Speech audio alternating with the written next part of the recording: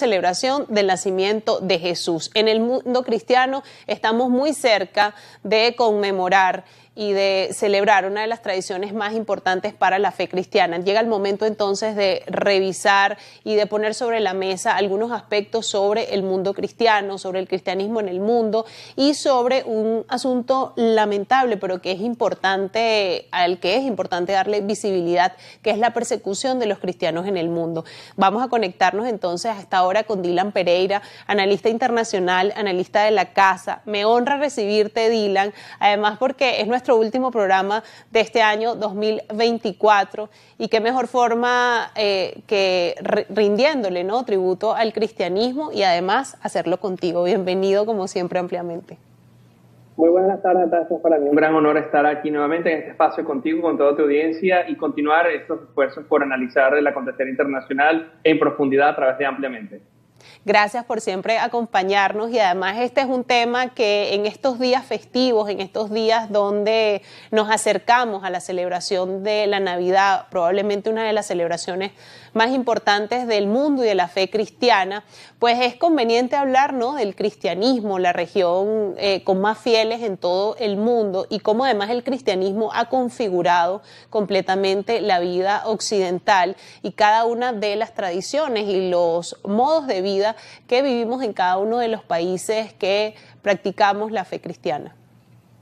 Así es, Natasha, en efecto, en esta época decembrina es interesante reflexionar sobre lo que significa el cristianismo, una religión que agrupa más de 2.300 millones de fieles en diferentes confesiones, siendo la Iglesia Católica Romana una de las más importantes, liderada por su Santidad Papa Francisco en este momento, que no solamente es líder religioso, sino también jefe de Estado de la Santa Sede del Estado Vaticano, y como bien decías, es una de las religiones más importantes del mundo, que junto al judaísmo y al islam, estas tres grandes religiones monoteístas, pues agrupa a la mayoría de los fieles en todo el mundo. Y es particularmente importante en esta fecha reflexionar que si bien ha habido importantes progresos a lo largo de la historia de la humanidad, que como bien decía, Occidente en gran parte ha sido moldeado por los valores y el espíritu del cristianismo, en esta visión de la persona humana con una visión filosófica muy interesante de la dignidad del ser humano, del valor infinito del hombre, no como un fin, no como un medio, sino como un fin en sí mismo, como lo planteaba Kant, o incluso autores católicos como San Juan Pablo II o el cardenal Ratzinger, el Papa Benedicto XVI, que tienen este sentimiento de justicia, de fraternidad universal y que conduce, como bien decíamos, la cultura y el espectro político, social y cultural del mundo occidental. Pues hoy también es importante reflexionar sobre aquellos que están perseguidos justamente por causas religiosas, no solamente desde el cristianismo, sino también en otras confesiones y otros credos religiosos, pero en el caso particular del cristianismo es lamentable que hoy, en 2024, pues casi 370 millones de personas en el mundo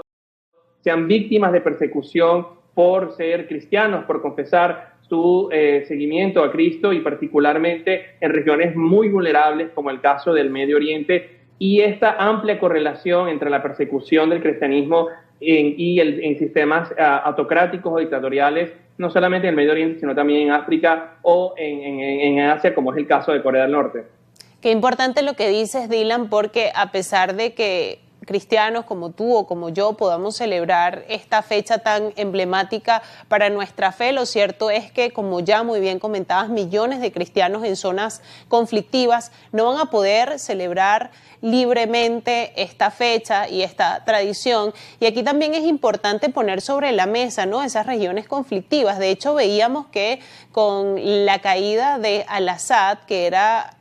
a fin de cuentas un gobierno laico donde se le permitía a los cristianos hacer vida y de alguna manera manifestar su fe, ahora surgen temores importantes por la llegada de un gobierno de agenda islamista. Esto ha pasado recientemente en Siria, que Siria además tiene elementos importantes, ¿no?, históricos para lo que es la vida, el mundo cristiano, pero también revisar otras regiones, ya comentabas Corea del Norte, regiones muy complicadas donde no solamente hay persecución, sino que esta persecución se consuma en asesinatos a cristianos, y esto está cada vez creciendo más paz en el mundo y por eso es tan importante, ¿no?, poner sobre la mesa estas regiones y sobre todo identificarlas, identificar dónde están las zonas más conflictivas para los cristianos en el mundo.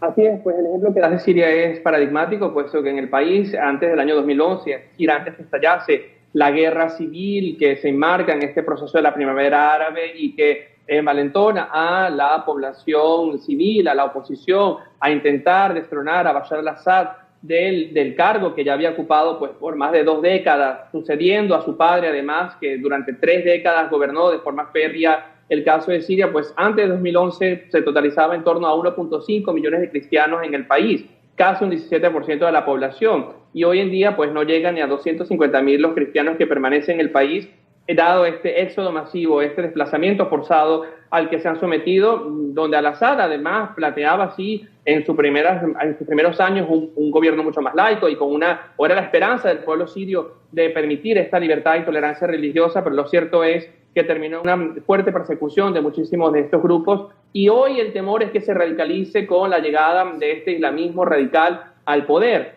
a imagen y semejanza de lo que ha sucedido en otros países, lamentablemente, como el caso de Somalia, donde grupos extremistas como Al-Shabaab han prácticamente exterminado a las poblaciones cristianas de esta región. También lo que ha sucedido en Afganistán con el retorno de los talibanes, eliminando cualquier posibilidad de libertad de culto y aplicando una sharia estricta, no solamente en lo político, sino también en lo jurídico y en lo cultural, y otros casos lamentables como el caso de Yemen, donde lamentablemente pues se han establecido pues ya casi una década de un conflicto terrible, alimentado por la presencia de grupos extremistas como los hutíes, que han puesto en riesgo la seguridad del Mar Rojo, pero también destronado y desplazado a cualquier converso desde la región islámica hacia el cristianismo, y una situación que se replica, como bien decías, no solo en el Medio Oriente, en África, con estos casos que hemos mencionado y al que podríamos sumar países como Eritrea o países como Irán, donde existe una persecución importante al cristianismo, sino también en Asia, casos paradigmáticos como el Corea del Norte, donde ser cristiano lamentablemente es prácticamente una sentencia de muerte. Y creo que es fundamental llamar no solamente al ecumenismo dentro del cristianismo, que es este acercamiento de las diferentes confesiones que seguimos a Cristo, desde la Iglesia Católica, desde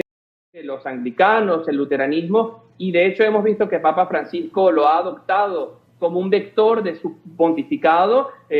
logrando hitos históricos como el acercamiento con la Iglesia de Oriente, con el patriarca de Constantinopla o con el patriarca Cirilio de Moscú, en este llamado por la unidad y a enfrentar esta persecución que sigue siendo, como decíamos, un flagelo vigente pues, en más de 70 países, lamentablemente. Que al margen de la celebración que nos corresponde al mundo cristiano en estos días también, por supuesto, hay que recordar a todos los cristianos que en estos momentos les cuesta muchísimo de alguna manera manifestar su fe. Dylan, vamos a hacer una pausa en este análisis que está haciendo, la verdad es que es muy interesante, como siempre, y al regreso seguimos analizando todo esto, el tema de la tolerancia religiosa, pero a la luz del derecho internacional. Estamos conversando con Dylan Pereira, analista internacional,